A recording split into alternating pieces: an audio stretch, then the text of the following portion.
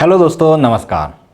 दोस्तों, जलवायु विज्ञान के अंतर्गत अभी तक हम लोगों ने देखा है कि वायुमंडल क्या है, वायुमंडल का संगठन कैसे हुआ, अर्थात किन किन गैसों या तत्वों से मिलकर हमारे वायुमंडल का संगठन हुआ है, वायुमंडल का निर्माण हुआ है और वायुमंडल की संरचना कैसी है, अर्थात उसमें कितने प्रकार की परतें पाई जाती हैं।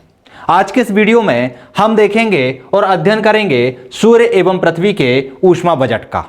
अब यहाँ पर बजट जो शब्द है उससे आप सभी परिचित होंगे। मैं फिर भी बता देता हूं कि बजट का अर्थ होता है कितना आपने लिया और कितना आपने दिया उस सभी का लेखा जोखा, अर्थात आय और व्यय के बीच के लेखा जोखा को बजट कहा जाता है। जैसे कि मान लो कि आपकी आमदनी है 100 रुपये और आपने खर्च कर दिए 100 रुपये, तो आपका बजट जो था वो ना तो घाटे का था और ना फायदे का था, अर्थात इसे शून्य बजट भी कहा जाता है। तो यही होता है बजट, अर्थात पृथ्वी भी ऊष्मा का क्या करती है, बजट बना के रखती है। सूर्य से ऊष्मा प्राप्त करती है और उस ऊष्मा को परावर्तित कर देती है। इसी परावर्तन को क्या कहते हैं, हम ऊष्मा बजट कहते हैं। और जो पृथ्वी का तापमान है वो इस ऊष्मा बजट के द्वारा ही बना रहता है। हम बात करते हैं कि आखिर पृथ्वी को किन किन माध्यमों से ऊर्जा प्राप्त होती है, ऊष्मा प्राप्त होती है। तो माध्यमों की बात करें तो 3 माध्यम सबसे ज्यादा महत्वपूर्ण होते हैं। पहला होता है सौर विकिरण। कौन सा होता है? सौर विकिरण। सौर विकिरण क्या होता है? सूर्य से जो किरणें निकलती हैं, मान लीजिए ये हमारा सूर्य है और सूर्य से किरणें निकलती हैं और ये किरणें पृथ्वी तक पहुंचती हैं और पृथ्वी को क्या करती हैं, गर्म करती हैं, उसको ऊष्मा प्रदान करती हैं। अर्थात यदि हम बात करें कि पृथ्वी की ऊर्जा का मुख्य स्रोत क्या है, तो वो क्या है, सूर्य है। तो पहला तो होता है सूर्य द्वारा परावर्तित किए जाने वाले विकिरण या सूर्य द्वारा भेजे जाने वाले विकिरण से पृथ्वी को क्या होती है, ऊष्मा प्राप्त होती है। दूसरा होता है गुरुत्वीय बल। क्या होता है? गुरुत्वीय बल। गुरुत्वीय बल। गुरुत्वीय बल का मतलब क्या होता है? तो दोस्तों, हमारी पृथ्वी जो होती है एक बल रखती है जिसे कहते हैं गुरुत्वीय बल, और उस बल के कारण ये गैसों को आपस में क्या करती है, बांधे रखती है, और वही गैसों का जो बंधन होता है उसे वायुमंडल कहते हैं। अब इस गुरुत्व के कारण जो भारी गैसें होती हैं वो नीचे होती हैं, जो हल्की गैसें होती हैं वो ऊपर होती हैं। भारी गैसों के साथ जो ठोस तत्व या कण होते हैं, जैसे कि धूल के कण हो गए, लिक्विड होता है जैसे कि जलवाष्प हो गया, ये भारीपन होने के कारण इसकी निचली अवस्था में होता है, और जो हल्की गैसें होती हैं वो ऊपर की अवस्था में होती हैं, और इसी गुरुत्व के बल के कारण इसके वायुमंडल का निर्माण होता है। तो क्या होता है, जैसे ही सूर्य से किरणें, पार्थिव जो किरणें आती हैं, सूर्य विकिरण जो आता है वो जैसे ही इसमें प्रवेश करता है, तो चूंकि सूर्य विकिरण जो होता है लघु तरंगों के रूप में होता है और वो इसमें प्रवेश कर जाता है। पृथ्वी पे जैसे ही प्रवेश करता है, पृथ्वी सौर विकिरण को अवशोषित कर लेती है, फिर पार्थिव विकिरण के रूप में, दीर्घ तरंगों के रूप में इसे क्या करती है, परावर्तित करती है। लेकिन ये जो वायुमंडल होता है, जो वायुमंडल की परतें होती हैं, वो इस पार्थिव विकिरण को बाहर नहीं जाने देती, और जब बाहर नहीं जा पाती हैं तो हमारा जो वायुमंडल है वो इन विकिरणों के कारण गर्म हो जाता है। और यही कारण है कि पृथ्वी पर जैसे जैसे हम ऊपर की ओर बढ़ते हैं तापमान में कमी आती है। क्यों? क्योंकि भारी गैसें नीचे थीं, गैसों का घनत्व नीचे अधिक था, इसलिए वो पार्थिव विकिरण को ज्यादा अवशोषित कर लेती हैं, और जैसे ही ऊपर हम बढ़ते हैं वहां पर क्या होता है, गैसों का घनत्व कम हो जाता है और वह पार्थिव विकिरण को कम अवशोषित कर पाती हैं। तो दूसरा क्या होता है? दूसरा होता है गुरुत्वीय बल। गुरुत्वीय बल के कारण पार्थिव विकिरण जन्म लेता है और पार्थिव विकिरण से पृथ्वी का तापमान बना रहता है। क्लियर है? तीसरा होता है अंतर्जात बल। तीसरा स्रोत क्या है? तीसरा है अंतर्जात बल। जब हम लोगों ने पृथ्वी पर लगने वाले बल के विषय में अध्ययन किया था, वहां पे मैंने बताया था कि पृथ्वी पर 2 प्रकार के बल कार्य करते हैं, एक अंतर्जात बल कार्य करते हैं और एक बहिर्जात बल कार्य करते हैं। अंतर्जात बल के कारण मैंने बताया था कि अंतर्जात बल के कारण क्या होती हैं, आकाश में घटनाएं होती हैं, और आकाश में घटनाओं में जैसे कि भूकंप, ज्वालामुखी, ये जो घटनाएं होती हैं भूस्खलन, ऐसी जो घटनाएं होती हैं इनके कारण भी ऊष्मा उत्पन्न होती है। और इस ऊष्मा को ये जो ऊष्मा होती है वो क्या करती है, पृथ्वी प्राप्त करती है। अर्थात पृथ्वी के अंदर से जो ऊष्मा निकलती है वो भी पृथ्वी की ऊष्मा का क्या होता है, स्रोत होता है। तो हम बात करें कि पृथ्वी को कितने स्रोतों से ऊष्मा प्राप्त होती है, तो 3 स्रोतों से होती है। एक सूर्य के सौर विकिरण से, जो सूर्य से आने वाले विकिरण होते हैं उनसे प्राप्त होती है, दूसरा गुरुत्वीय बल से होती है, और तीसरा होती है अंतर्जात बल से। इनके कारण हमारी पृथ्वी क्या होती है, गर्म बनी रहती है। जो हमारी पृथ्वी का औसत तापमान है 15 डिग्री सेल्सियस, वो बनाए रखने में मदद करते हैं। कुछ शब्दावली होती हैं, जैसे कि शब्दावली के अंतर्गत एक शब्द होता है सूर्य ताप और एक होता है एल्बिडो। इनको हम समझने का प्रयास करते हैं कि सूर्य ताप क्या कहलाता है और एल्बिडो क्या कहलाता है। पहले हम देखते हैं सूर्य ताप को। तो जो सूर्य से आने वाले विकिरण होते हैं वो लघु तरंगों के रूप में पृथ्वी के वायुमंडल में प्रवेश करते हैं। क्योंकि पृथ्वी का वायुमंडल सघन परतों से बना होता है, इसलिए यह इन लघु तरंगों को तो अंदर जाने देता है, इनके लिए पारदर्शी का काम करता है, लेकिन जो पार्थिव विकिरण होता है उसके लिए बाहर नहीं जाने देता। तो जैसे ही ये सूर्य ताप की किरणें पृथ्वी के वायुमंडल में प्रवेश करती हैं तो पृथ्वी का तापमान क्या हो जाता है, बढ़ जाता है थोड़ा सा। और औसत जो तापमान होता है वो 15 डिग्री सेल्सियस होता है। और इस औसत तापमान को बनाए रखने में सबसे सहायक क्या होते हैं, सौर विकिरण होते हैं। और इन्हीं सौर विकिरण को क्या कहा जाता है, सूर्य ताप कहा जाता है। तो यदि हम परिभाषिक रूप में देखें कि सूर्य ताप क्या कहलाता है, तो सौर विकिरण जिनके द्वारा पृथ्वी का औसत तापमान 15 डिग्री सेल्सियस बना हुआ रहता है उन्हें क्या कहते हैं, हम सूर्य ताप कहते हैं। एक कैसे संचलन करते हैं, कैसे गमन करते हैं, तो लघु तरंगों के रूप में गमन करते हैं। एक शब्द आता है आपका एल्बिडो। क्या आता है, एल्बिडो।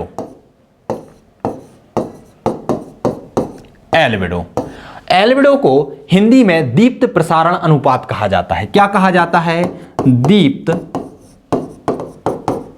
प्रसारण अनुपात। होता क्या है समझने का प्रयास करते हैं हम। तो अभी मैंने बताया था कि सूर्य से सौर विकिरण निकलता है जो कि लघु तरंगों के रूप में जाता है, और ये जैसे ही जाएगा, जैसे ही पृथ्वी तक पहुंचेगा तो पृथ्वी को ऊष्मा प्राप्त होगी। अब पृथ्वी अपने पास इस ऊष्मा को नहीं रखती है। मैंने अभी बजट शब्द बताया था, लेना और देना, तो ये अपने पास नहीं रखती। इसका क्या करती है, ऊष्मा का परावर्तन कर देती है। तो बस इसी परिवर्तन के अनुपात को, अर्थात जो सौर विकिरण से प्राप्त ऊष्मा और पार्थिव विकिरण द्वारा परावर्तित ऊष्मा के बीच के अनुपात को क्या कहा जाता है, एल्बिडो कहा जाता है, दीप्त प्रसारण अनुपात कहा जाता है। अर्थात उसने कितनी प्राप्त की और कितनी परावर्तित कर दी। मान लो उसको 100% मिली और 100% उसने परावर्तित कर दी, तो उसका क्या हो गया, 100% हो गया। क्लियर है। तो जो परावर्तन होता है वो क्या कहलाता है, एल्बिडो कहलाता है। अब चूंकि हमने ये देखा कि पृथ्वी को ऊष्मा प्राप्त करने के लिए कुछ स्रोत थे, कौन से थे, जैसे कि सौर विकिरण था, पार्थिव विकिरण थे, अंतर्जात बल थे, इनके द्वारा सूर्य को ऊष्मा प्राप्त हो रही है।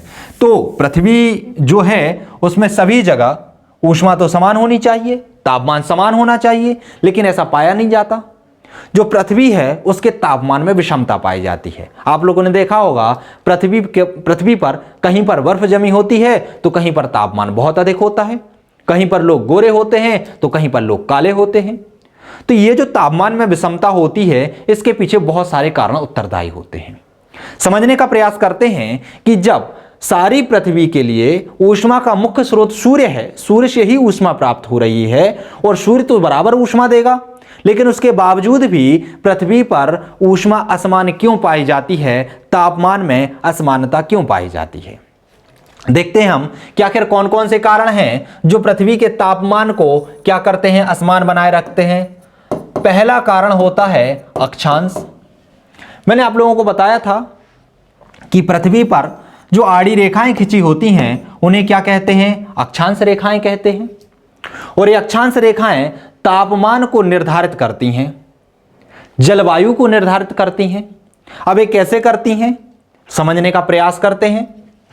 तो दोस्तों मैंने बताया था कि जो पृथ्वी है वो कैसी है, गोल है और गोल पृथ्वी को दो भागों में बांटने के लिए एक रेखा है जिसे भूमध्य रेखा कहते हैं या 0 डिग्री अक्षांश कहते हैं। क्या कहते हैं? 0 डिग्री अक्षांश। 0 डिग्री अक्षांश भूमध्य रेखा भी कहलाता है और इसे विषुवत रेखा भी कहा जाता है। ये जो भूमध्य रेखा है ये पृथ्वी को दो गोलार्धों में बांट देती है, उत्तरीय गोलार्ध और दक्षिणीय गोलार्ध। यहां पे मैं आपको बता दूं कि हमारी जो पृथ्वी है वो सीधी ना होकर 23.5 डिग्री क्या है, झुकी हुई है अपने अक्ष से, और 23.5 डिग्री झुकी होने के कारण सूर्य की जो किरणें होती हैं वो 23.5 डिग्री नॉर्थ और 23.5 डिग्री साउथ, अर्थात 23.5 डिग्री उत्तरी अक्षांश जिसे कर्क रेखा कहा जाता है और 23.5 डिग्री दक्षिणी अक्षांश जिसे मकर रेखा कहा जाता है, इनके बीच में ही सूर्य की किरणें लंबवत पड़ती हैं। बाकी इसके ऊपर उत्तरी ध्रुव तक और इसके नीचे दक्षिणी ध्रुव पर सूर्य की किरणें अक्सर क्या हो जाती हैं, तिरछी पड़ती हैं। अब जहां पर सूर्य की किरणें सीधी पड़ रही होंगी वहां पे क्या होगा, तापमान अधिक होगा, और जहां पर तिरछी पड़ रही होंगी वहां पर तापमान क्या होगा, कम होगा। तो बस होता यूं ही है कि जैसे ही हम भूमध्य रेखा से ध्रुवों की ओर बढ़ते हैं तो तापमान में क्या आती है, गिरावट आती है। यहां ध्यान रखना एक कॉन्सेप्ट और है समझने का कि विषुवत रेखा पर, भूमध्य रेखा पर तापमान सर्वाधिक नहीं पाया जाता। होना यही चाहिए था क्योंकि यहां पर वर्ष भर दिन बराबर होते हैं, लेकिन दोस्तों यहां पर संवहनीय वर्षा भी वर्ष भर होती है, जिस कारण से यहां का तापमान थोड़ा सा कम हो जाता है। अर्थात 0 डिग्री अक्षांश से 23.5 डिग्री अक्षांश तक बढ़ते बढ़ते तापमान बढ़ता है।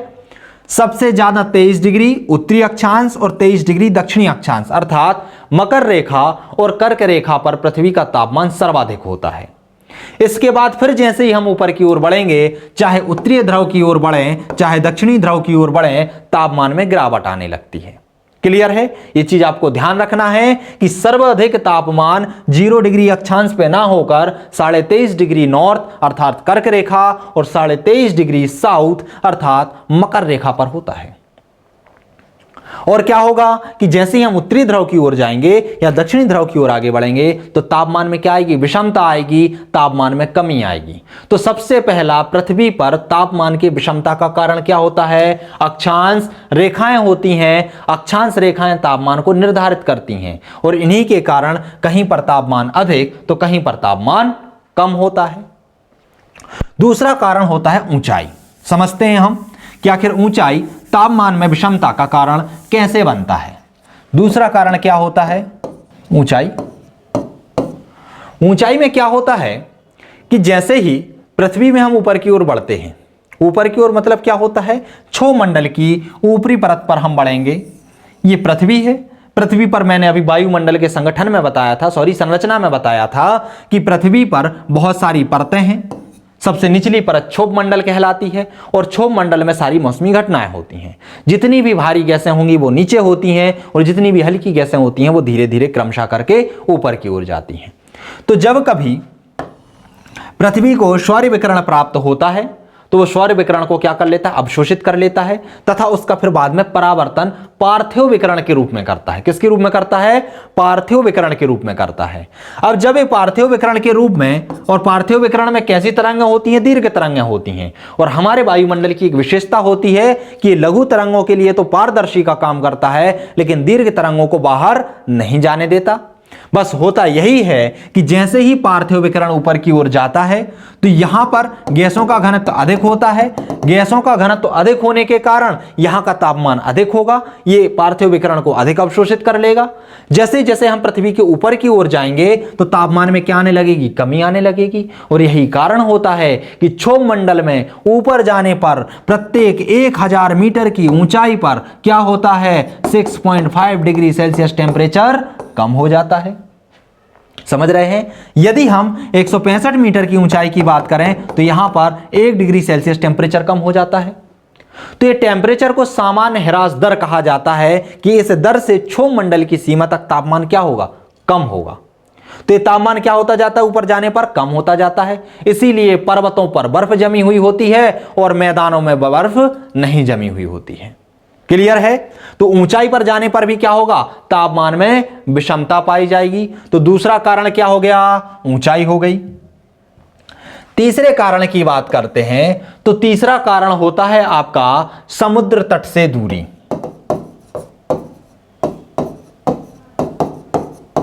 समुद्र तट से दूरी कैसे होता है समझते हैं हम। दोस्तों मैंने बताया था कि जो जल होता है या समुद्र होता है, समुद्र में ही जल भरा होता है, इसके तापमान में जो तापांतर होता है वो बहुत कम होता है। तापांतर मतलब क्या, ताप के मान में अंतर। तो जल का जो तापांतर होता है वो लगभग 1 डिग्री सेल्सियस के करीब होता है, बस इतना ही फर्क आता है। लेकिन मैदान में यह बहुत ज्यादा हो जाता है। रात के समय मैदान बहुत ठंडे भी हो जाते हैं और दिन के समय बहुत गर्म हो जाते हैं। तो जैसे जैसे हम समुद्र तट से दूरी की ओर बढ़ेंगे तो तापांतर के मान में भी क्या होगी, बढ़ोतरी होगी। जैसे ही हम बहुत दूर चले जाएंगे तो क्या होगा, तापमान के मान में बहुत अंतर पाया जाएगा। वो स्थान यदि शुष्क होगा तो वहां तापमान बहुत दिन के समय बहुत ज्यादा और रात के समय बहुत कम होगा। यदि वह आर्द्र वाला क्षेत्र होगा तो तापमान में भिन्नता थोड़ी सी कम होगी। ये वाला जो एरिया होता है ये आर्द्रता वाला क्षेत्र होगा, समुद्र तट के नजदीक वाला क्षेत्र होगा, इसलिए यहां के ताप के मान में अंतर बहुत कम होता है। 1 डिग्री सेल्सियस या 2 या 3 डिग्री सेल्सियस तक ही हो पाता है। इसलिए यहां पर तापमान और दूरी की ओर तापमान में विषमता पाई जाती है। इसलिए आप देखेंगे कि जो क्षेत्र लॉकलैंड कंट्री अर्थात भू आविष्टित देश के अंतर्गत आते हैं या भू आविष्टित क्षेत्र के अंतर्गत आते हैं वहां पर तापमान अधिक पाया जाता है, और जो क्षेत्र समुद्र तट के पास में होते हैं वहां पर तापमान कम पाया जाता है। तो एक तो रीजन ये भी होता है कि पृथ्वी पर तापमान में विषमता का कारण क्या, समुद्र तट से दूरी। तीसरा होता है महासागरीय चौथे नंबर पे आएगा महासागरीय धाराएं। देखते हैं महासागरीय धाराएं कैसे तापमान में विषमता लाती हैं। चौथा रीजन क्या था,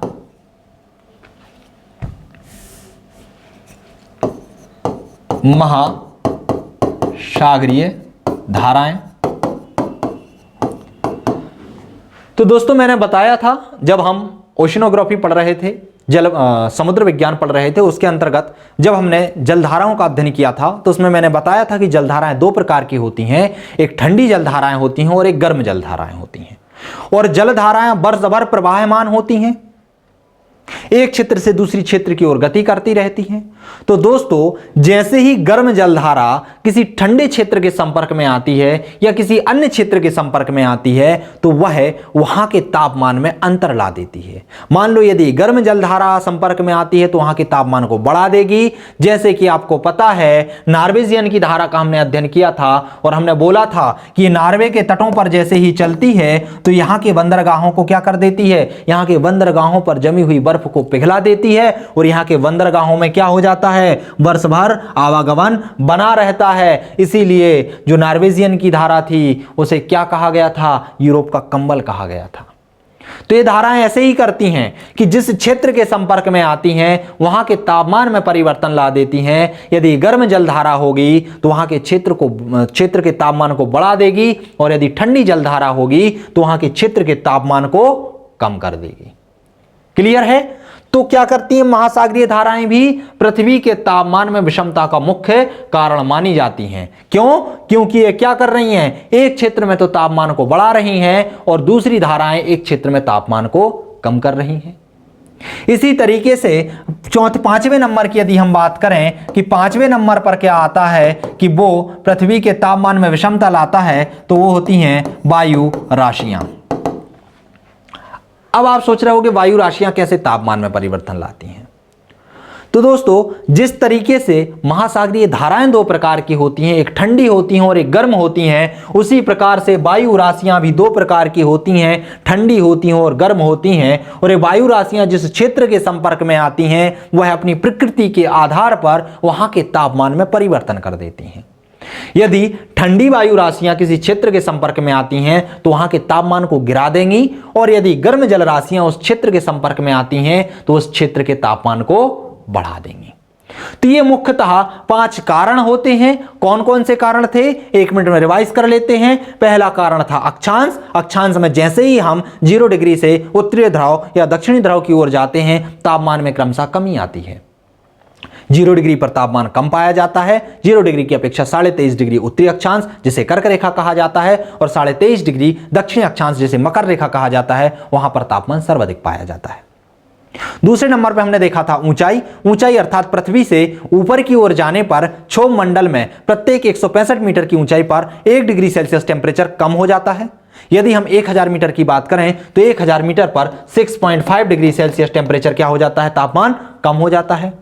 इस टेम्परेचर की कमी को सामान्य ह्रास दर भी कहा जाता है, सामान्य ताप ह्रास दर कहा जाता है।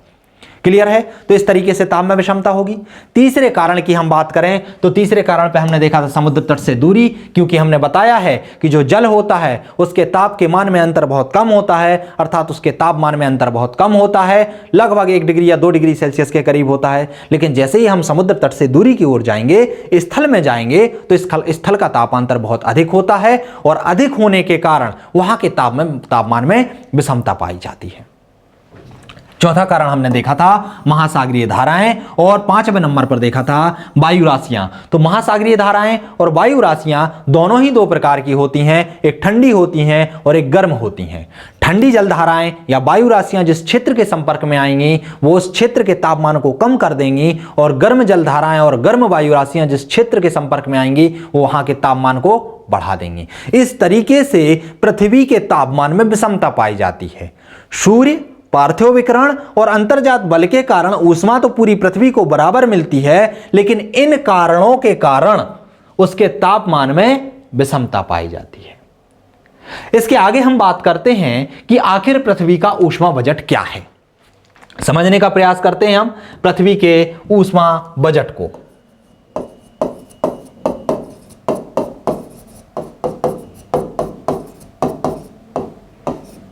पृथ्वी का ऊष्मा बजट। दोस्तों, बजट से मैंने बताया था, बजट का आशय होता है कि आय और व्यय का लेखा जोखा, आपकी आय कितनी है और आपका व्यय कितना है, इन दोनों के बीच का जो अंतर होता है वो क्या कहलाता है, बजट कहलाता है। तो पृथ्वी भी इस ऊष्मा का बजट बनाए रखती है, अर्थात इन कारणों से, जैसे सूर्य है, सूर्य के विकिरणों के द्वारा उसे ऊष्मा तो प्राप्त होती है, लेकिन क्या वह इस ऊष्मा को अपने पास रखती है?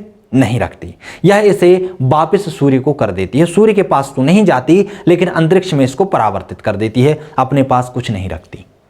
उसके बावजूद भी यह अपने तापमान को एक नियत या 15 डिग्री सेल्सियस जो इसका औसत तापमान होता है उसको बनाए रखती है। ये कैसे संभव है, ये हम समझते हैं। प्रश्न पूछा जाता है पृथ्वी के तापमान को बनाए रखने में सबसे मुख्य कारक क्या है? ऑप्शन आता है सौर विकिरण, पार्थिव विकिरण या अंतर्जात बल या अंतर्जात बल के द्वारा प्राप्त ऊष्मा, या कोई अन्य कारक दे दिया जाएगा। तो यहां ध्यान रखना, पृथ्वी का जो औसत तापमान है उसे बनाए रखने में सबसे ज्यादा उपयोगी होता है पार्थिव विकिरण। ध्यान रखना, पृथ्वी का जो तापमान बना होता है वो पार्थिव विकिरण के द्वारा ही बना होता है।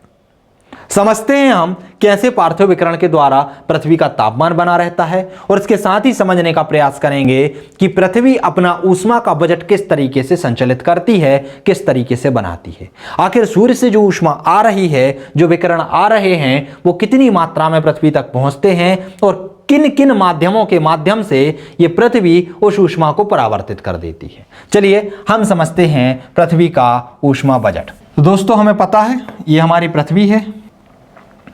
पृथ्वी को जो ऊष्मा मिल रही है वो किससे मिल रही है? सूर्य से।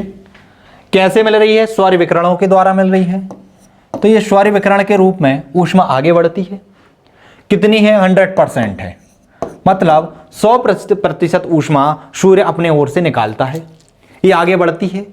लेकिन आगे जैसे ही बढ़ती है तो 100% में से 35% जो ऊष्मा होती है उसे कौन? शून्य में या ब्रह्मांड में ही क्या कर लिया जाता है? अवशोषित कर लिया जाता है। अंतरिक्ष में ही मौलिक रूप से इसे अवशोषित कर लिया जाता है। ऊष्मा को अंतरिक्ष में ही अवशोषित कर लिया जाता है। बची हुई 65% ऊष्मा आगे बढ़ती है। यहां पर पृथ्वी का वायुमंडल है। मान लीजिए यहां ये 100% निकली थी, है ना। 35% अंतरिक्ष में चली गई। अब बचती है 65%। तो ये जैसे ही आगे बढ़ती है तो यहाँ पर हमारे जो वायुमंडल है, वायुमंडल में बहुत सारे धूल के कण, जलवाष्प, बादल, वर्षा, ये बहुत सारा वायुमंडल में रहता है। तो जैसे ही यहाँ पर ये वायुमंडल बादलों के संपर्क, वायुमंडल में प्रवेश करती है और बादलों के संपर्क में आती है, तो इस 65% ऊष्मा में से 14% ऊष्मा कौन अवशोषित कर लेता है? बादल या वर्षा का जल अवशोषित कर लेता है। मतलब निकली तो सूर्य से 100% ऊर्जा थी, 100% ऊर्जा थी, 100% ऊष्मा निकली थी, लेकिन जैसे ही वो आगे बढ़ी तो उसमें से 35% तो अंतरिक्ष में चली गई, बची हुई 65% पृथ्वी में प्रवेश करती है। और 65% में से भी जो 14% है, वो 14% है, वो कौन अवशोषित कर लेता है? बादल, मेघ या फिर जलवाष्प या वर्षा का जल इसे अवशोषित कर लेता है। बची कितनी? 51% ऊष्मा। ये 51% ऊष्मा लघु विकिरणों के रूप में पृथ्वी तक पहुंचती है और पृथ्वी इसे अवशोषित कर लेती है। क्या करती है? पृथ्वी से अवशोषित कर लेती है। कितने प्रतिशत? 51%। प्रश्न पूछ लिया जाता है कि सूर्य से निकली हुई ऊष्मा का कितना प्रतिशत पृथ्वी अवशोषित करती है, तो 51% या 51% ऊष्मा को अवशोषित करती है। अब बात आती है कि क्या यह 51% ऊष्मा पृथ्वी अपने पास रख लेती है? तो नहीं, पृथ्वी अपने पास कुछ भी नहीं रखती। बोलती भाई साहब आपने जो दिया है वो आप ले लो, और इस जो ऊष्मा है 51%, इसे विभिन्न विभिन्न रूपों में क्या कर देती है? परावर्तित कर देती है। सबसे पहले हम बात करें तो यह 23% ऊष्मा को किसमें? दीर्घ तरंगों के रूप में परावर्तित कर देती है। कौन सी तरंगें? दीर्घ तरंगें। और इन्हें ही क्या कहा जाता है? पार्थिव विकिरण कहा जाता है। दीर्घ तरंगों के रूप में 23% को क्या कर देती है? परावर्तित कर देती है। 23% में से यदि हम बात करते हैं तो 23% में 17% तो सीधा अंतरिक्ष में चला जाता है। कहां चला जाता है? अंतरिक्ष में चला जाएगा। बचा कितना है? 6%, 6%। और 6% को जो है क्या करेंगे? पृथ्वी के वायुमंडल को गर्म करने या वायु को गर्म करने में खर्च करती है। क्लियर हुआ? 23% दीर्घ तरंगों के रूप में परावर्तित कर देती है। 23% में से 17 तो सीधी अंतरिक्ष में चली जाती हैं, लेकिन 6% जो ऊष्मा होती है उसे वायु उसे क्या कर लेती है? अवशोषित कर लेती है, और उसके कारण ही पृथ्वी का तापमान बना रहता है। तो पृथ्वी का तापमान किससे बना? सूर्य से आने वाली किरणों से बना या पार्थिव विकिरण से बना? तो पार्थिव विकिरण से बना। जो पृथ्वी का तापमान बना हुआ है वो पार्थिव विकिरण से। अब यहां पे एक मन में प्रश्न उठता है, तो ग्रीन हाउस गैस प्रभाव क्या है? ग्रीन हाउस के द्वारा तापमान क्यों बढ़ रहा है? तो दोस्तों ग्रीन हाउस के अंतर्गत जो गैसें आती हैं वो इन्हीं पार्थिव विकिरण को क्या कर लेती हैं? अवशोषित कर लेती हैं। अब जो ये 23% ऊपर जा रहा है, ठीक है, इसको क्या करती हैं? अवशोषित कर लेती हैं। तो कार्बन डाइऑक्साइड की मात्रा, कार्बन डाइऑक्साइड कैसी होती है?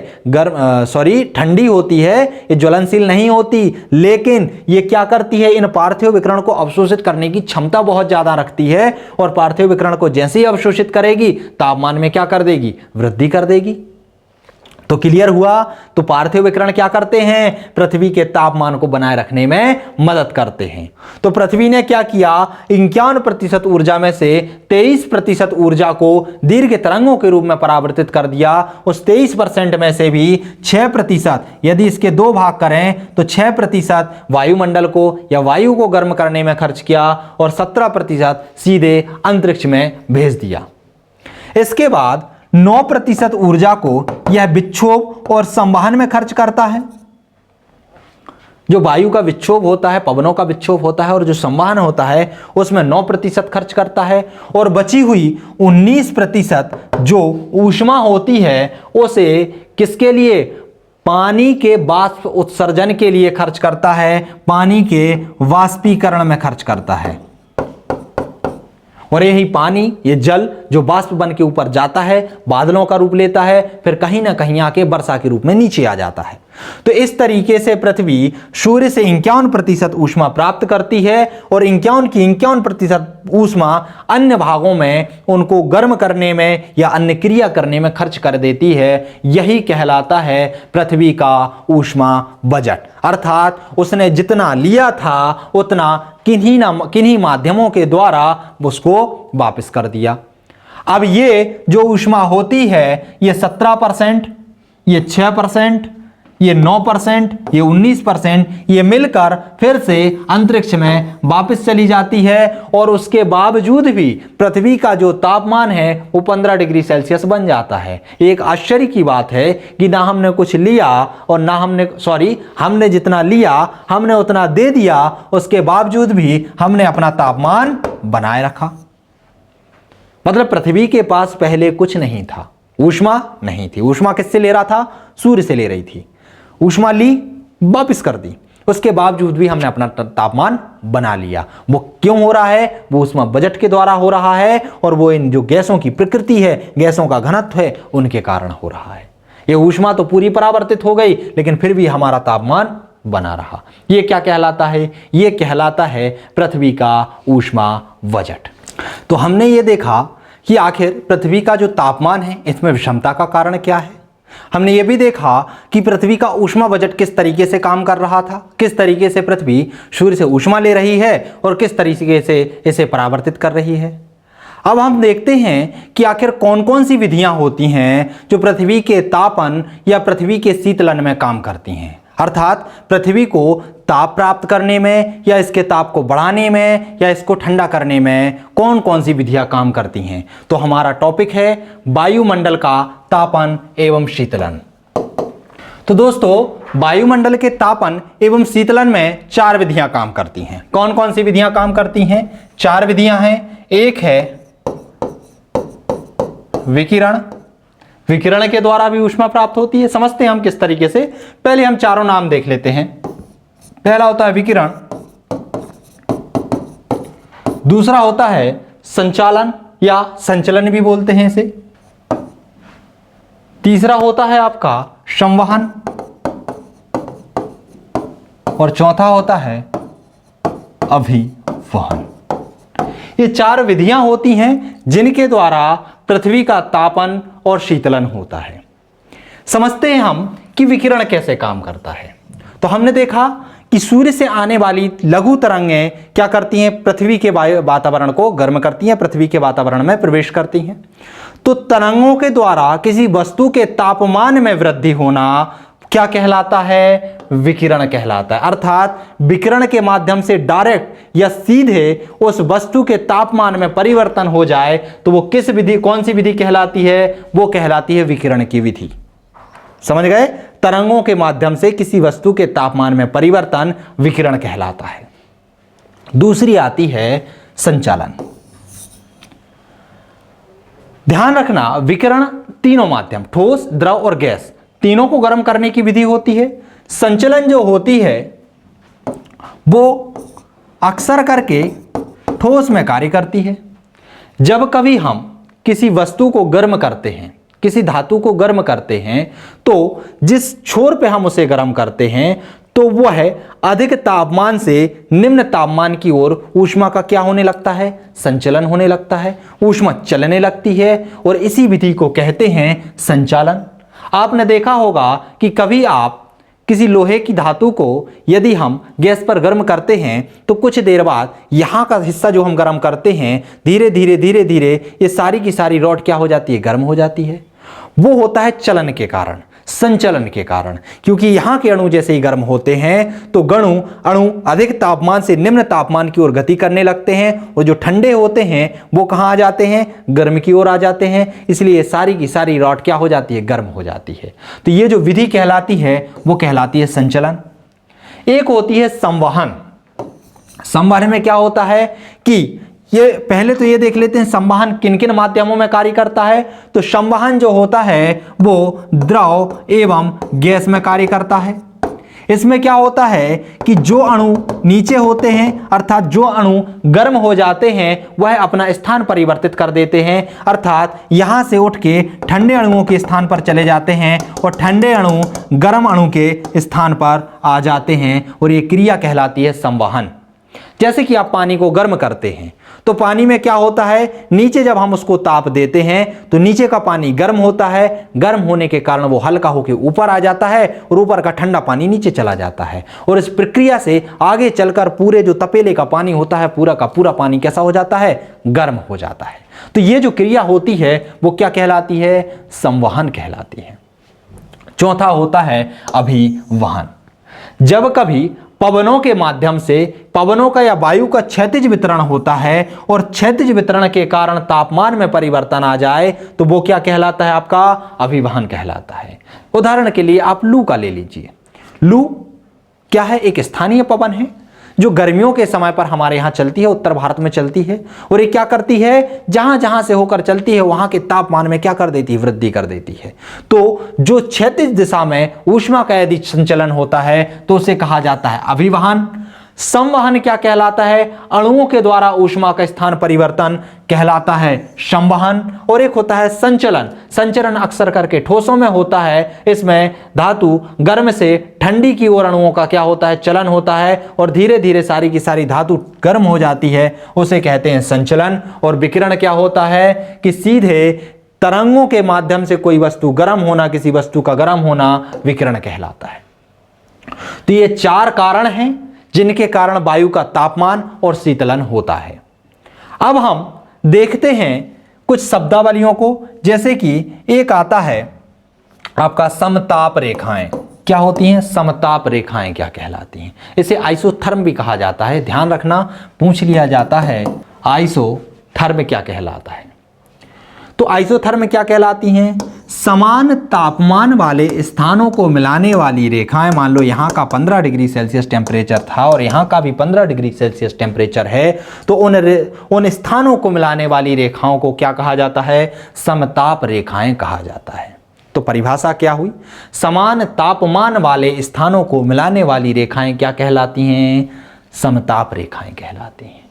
अब एक शब्दावली आती है तापांतर। हमने देखा है कि तापांतर क्या होता है कि ठंडे और गर्म के बीच का अंतर क्या कहलाता है, तापांतर होता है। तो तापांतर का अर्थ तो इसी में छिपा होता है कि ताप के मान में अंतर तापांतर कहलाता है। लेकिन दोस्तों, यदि आपसे पूछा जाए तापांतर कितने प्रकार का होता है तो आपको कंफ्यूजन हो जाएगा, आप बोलोगे मुझे तो पता ही नहीं। तो तापांतर दो प्रकार का होता है, एक होता है दैनिक तापांतर क्या होता है, दैनिक तापांतर, और एक होता है वार्षिक तापांतर। जो दैनिक तापांतर होता है उसे ताप परिसर कहा जाता है। इसकी यदि हम परिभाषा देखें तो एक स्थान पर दिन के समय और रात के समय उसके ताप के मान में अंतर को दैनिक तापांतर कहते हैं, इसे ताप परिसर भी कहा जाता है। और यदि हम बात करें वार्षिक तापांतर की तो किसी वर्ष में सबसे ठंडे महीने और सबसे गर्म महीने के बीच के ताप के मान के अंतर को क्या बोला जाता है, वार्षिक तापांतर कहा जाता है। तो ये आपको ध्यान रखना है कि तापांतर क्या होता है, ताप के मान के बीच में जो अंतर होता है उसे तापांतर कहते हैं। ये दो प्रकार का होता है, दैनिक तापांतर भी होता है, वार्षिक तापांतर भी होता है, और दैनिक तापांतर को ताप परिसर भी कहा जाता है। हम बात करते हैं कि तापांतर के बाद एक शब्दावली आती है जिसे बोलते हैं कि तापमान का प्रादेशिक वितरण क्या होता है। तो तापमान का प्रदेशों के आधार पर जो वितरण होता है उसे तापमान का प्रादेशिक वितरण कहते हैं। और यूनानी जो भूगोलवेत्ता हैं उन्होंने इसे 3 भागों में बांटा हुआ है। देखते हैं कौन कौन से भाग हैं। यदि हम तापमान के प्रादेशिक वितरण की बात करते हैं तो इसे 3 भागों में बांटा गया है। एक आता है, ये जो 3 भाग हैं वो कटिबंध होते हैं, ध्यान रखना है ना, इनको कहा जाता है कटिबंध। तो एक आता है उष्ण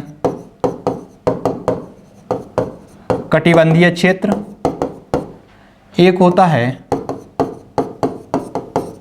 शीतोष्ण कटिबंधीय क्षेत्र, और एक होता है शीत कटिबंधीय क्षेत्र। ध्यान रखना 3 क्षेत्रों में बांटा है।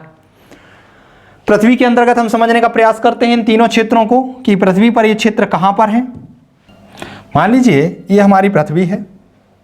पृथ्वी को हमें पता है कि भूमध्य रेखा इसके बीचों बीच से होकर गुजरती है, जिसे 0 डिग्री अक्षांश कहते हैं।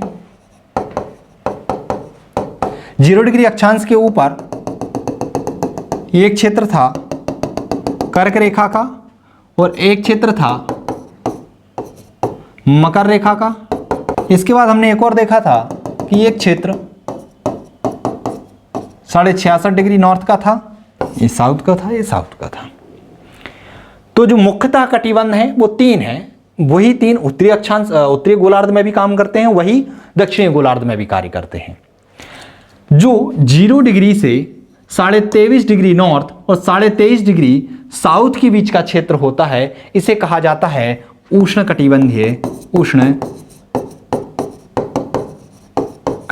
क्षेत्र। मतलब यहां पर तापमान बहुत अधिक होता है, उष्ण होता है, और उष्ण के आधार पर ही उष्ण मतलब होता है गर्म या ट्रॉपिकल जोन भी बोला जाता है इसे। तो उष्ण कटिबंधीय क्षेत्र कहां से कहां तक होता है? 23.5 डिग्री से 23.5 डिग्री के बीच में, 23.5 डिग्री नॉर्थ से 23.5 डिग्री साउथ के बीच में होता है। बात करें हम इसके ऊपर तो 23.5 डिग्री से 66.5 के बीच में जो होता है इसे कहा जाता है शीतोष्ण कटिबंधीय क्षेत्र। यहां पर भी वही आएगा, यहां ध्यान रखना, ये उष्ण है, ये भी उष्ण है, और ये क्या हो जाएगा आपका शीतोष्ण आ जाएगा। तो ये जो 23.5 से 66.5 के बीच में होता है कैसा होगा? शीतोष्ण होगा। इसमें देखिए शीत और उष्ण दोनों का मिक्सअप है, अर्थात तापमान में धीरे धीरे क्या आ रही है? गिरावट आ रही है, लेकिन बहुत ज्यादा नहीं आई है। इसलिए 23.5 से 66.5 के बीच में क्या होता है? शीतोष्ण होता है। यदि 66.5 से हम 90 तक के बीच में जाते हैं तो यहां पर आ जाता है शीत कटिबंधीय क्षेत्र, और यहां पर भी आ जाएगा शीत कटिबंधीय क्षेत्र। अर्थात ये क्षेत्रों का विवरण है जो कि यूनानी भूगोलवेत्ताओं ने प्रस्तुत किया है, और एक कटिबंधीय क्षेत्रों में पूरी पृथ्वी को बांटा है। वो कौन से हैं? उष्ण कटिबंधीय क्षेत्र, शीतोष्ण कटिबंधीय क्षेत्र और शीत कटिबंधीय क्षेत्र। तो ये तो क्या है? तापमान का क्या है? वितरण है, तापमान का क्षैतिज वितरण है। इसके बाद हम देखते हैं कुछ शब्दावलियों को, जैसे एक आता है तापीय विसंगति। समझ लेते हैं हम कौन कौन सी शब्दावली का अध्ययन करने वाले हैं। एक आता है तापीय विसंगति, एक आता है सामान्य ताप ह्रास दर, एक शब्दावली आती है आपकी तापमान का प्रतिलोमन, और एक आता है आपका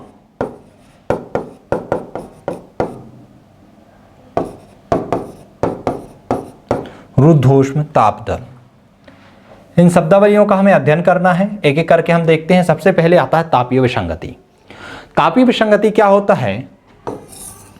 पृथ्वी पर किसी स्थान का औसत तापमान, देखिए पृथ्वी के स्थान का औसत तापमान अलग अलग होगा। मैंने आपको बताया है कि पृथ्वी जो होती है, पृथ्वी पर बहुत सारी स्थलाकृतियां होने के कारण, समुद्र तल से ऊंचा दूरी होने के कारण, ऊंचाई पर होने के कारण, अक्षांश स्थिति के कारण, बहुत सारे जो रीजन हैं उसके कारण पूरी पृथ्वी पर तापमान एक सा ना होकर अलग अलग पाया जाता है। तो हर स्थान का तापमान भी अलग होगा। मान लो वो ऊंचाई पर है तो तापमान कम होगा, और वो समतल पर है तो तापमान अधिक होगा। समुद्र के पास में है तो तापमान कम होगा, समुद्र तल से दूरी पर है तो तापमान अधिक होगा। तो ऐसे बहुत सारे रीजन हैं, जो मैंने 5 या 6 रीजन आपको बताए थे, वो रीजन होते हैं तापमान में विसंगति के। तो तापमान विसंगति क्या कहलाती है? कि किसी स्थान के औसत तापमान और उस पर स्थित जो अक्षांश है उसके औसत तापमान में जो अंतर होता है वो तापीय विसंगति कहलाती है। चूंकि हमें पता है कि हमने देखा था कि अक्षांश क्या कर रहे थे? तापमान का वर्गीकरण कर रहे थे, तापमान को विभाजित कर रहे थे, कि यहां पर मान लो 0 डिग्री पर जो तापमान है वो 0 डिग्री पर हर जगह समान रहेगा। 23.5 डिग्री पर जो तापमान है वो 23.5 डिग्री पर हर जगह समान रहेगा। लेकिन कहीं कहीं किन्हीं स्थानों पर मान लो 23.5 डिग्री का तापमान, कोई भी मान लो कि 15 या 20 डिग्री सेल्सियस टेम्परेचर था या 25 डिग्री सेल्सियस टेम्परेचर था, और उस स्थान में एक स्थान है वहां के तापमान में परिवर्तन आ गया या कम हो गया या ज्यादा हो गया, वो भी कौन से रीजन, बहुत सारे रीजन होते हैं, चाहे ऊंचाई हो, समुद्र तल से दूरी हो, बहुत। तो ये जो अंतर आ जाता है उस अक्षांश के और उस स्थान के औसत तापमान में, वो कहलाती है तापीय विसंगति। क्लियर है? चलिए अगली शब्दावली हम देखते हैं जिसमें लिखा हुआ है सामान्य ताप ह्रास दर। दोस्तों मैंने कहा है, आपको बताया है कि पृथ्वी से जैसे ही हम ऊपर की ओर बढ़ते हैं, क्षोभ मंडल में ऊपर की ओर जाते हैं, तो यहां पर क्या होता है, यहां पर प्रत्येक 165 मीटर की ऊंचाई पर कितना 1 डिग्री सेल्सियस टेम्परेचर कम होता है। और उस कम होने का कारण भी मैंने आपको बताया था कि क्या है, जो गैसें हैं वो नीचे बहुत अधिक घनत्व में हैं, वो पार्थिव विकिरण को अवशोषित कर लेती हैं, इसलिए नीचे का तापमान अधिक होता है। और जैसे जैसे हम ऊपर जाते हैं तो गैसों का घनत्व कम होता जाता है, इसलिए तापमान भी कम होता जाता है। यदि हम इसे 1 किलोमीटर या 1000 मीटर के आधार पर देखें तो 1000 मीटर पर कितना डिग्री सेल्सियस टेम्परेचर कम हो जाता है, 6.5 डिग्री सेल्सियस टेम्परेचर कम हो जाता है। और इसे ही, इस दर को ही सामान्य ह्रास दर कहा जाता है, सामान्य ताप ह्रास दर कहा जाता है। मतलब यदि इस दर से तापमान ऊपर की ओर जाने पर कम हो रहा है, नीचे की ओर आने पर बढ़ रहा है, तो वो क्या है, सामान्य ताप ह्रास दर कहलाता है। एक होता है तापमान का प्रतिलोमन। क्या होता है तापमान का प्रतिलोमन, कि यदि हमने देखा पृथ्वी से ऊपर जाने पर तापमान में क्या आनी थी, कमी आनी थी, लेकिन कभी कभी किन्हीं कारणों से ये तापमान में ऊपर जाने पर कमी ना आकर क्या हो जाती है, वृद्धि हो जाती है। तो जो तापमान का उलट जाना होता है वो तापमान का प्रतिलोमन कहलाता है। अर्थात ऊपर जाने पर कमी की जगह पर क्या हो रहा, तापमान में वृद्धि हो रही है, तो वो कहलाता है तापमान का प्रतिलोमन। अब एक शब्दावली आती है रुद्धोष्म ताप दर, क्या कहलाती है, समझते हैं हम। तो देखिए, जब कोई वस्तु बाहरी माध्यम से ना ऊष्मा ले ना बाहरी माध्यम को ऊष्मा दे, फिर भी उसके तापमान में परिवर्तन हो जाए, तो वो कहलाता है रुद्धोष्म ताप परिवर्तन या रुद्धोष्म ताप दर। समझ रहे हो? मतलब मैं हूं, मान लो कि मैं हूं, ना मैं ऊष्मा ले रहा हूं ना ऊष्मा दे रहा हूं, फिर भी मेरे टेम्परेचर में क्या आ गया, परिवर्तन आ गया, तापमान में परिवर्तन आ गया। तो जो परिवर्तन आ रहा है उसे कहा जाता है रुद्धोष्म ताप दर। समझते हैं कि ये कितने प्रकार का होता है। तो दोस्तों ये 2 प्रकार का होता है, एक होता है शुष्क रुद्धोष्म ताप दर और एक होती है आर्द्र रुद्धोष्म ताप दर। कितने प्रकार का होता है? 2 प्रकार का होता है, एक होता है शुष्क और एक होता है आर्द्र। दोनों में अंतर क्या होता है? शुष्क मैंने बताया था, जहां पर पानी की मात्रा कम होगी वो शुष्क कहलाएगा, जहां पर आर्द्रता की मात्रा अधिक होगी वो आर्द्र कहलाएगा। और जहां पर भी पानी अधिक होता है वहां ताप के मान में अंतर कम होता है, और जहां पर भी पानी नहीं होता वहां के ताप के मान में अंतर अधिक होता है। तो बस बात यहां पर भी यही होती है कि जहां पर शुष्क ताप दर होता है, मतलब शुष्क रुद्धोष्म ताप दर क्या कहलाएगी, कि जब कभी कोई वायु या कोई भी माध्यम ऊपर की ओर बढ़ेगा तो उसका सामान्य ताप ह्रास दर क्या था, 1000 मीटर पर 6.5 डिग्री सेल्सियस टेम्परेचर था, कि प्रत्येक 1000 मीटर की ऊंचाई पर उसके तापमान में 6.5 डिग्री सेल्सियस तापमान कम होगा।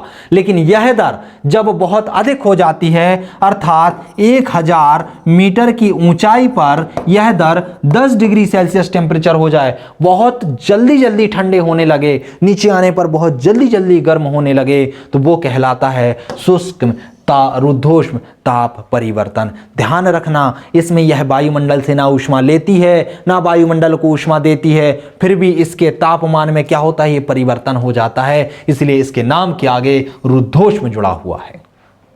बात करते हैं आर्द्र रुद्धोष्म ताप दर क्या होती है।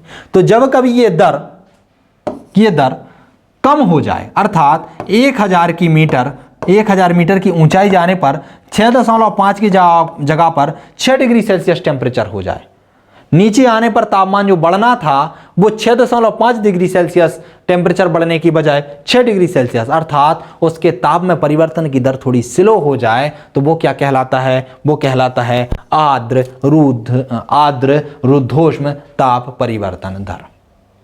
क्लियर है?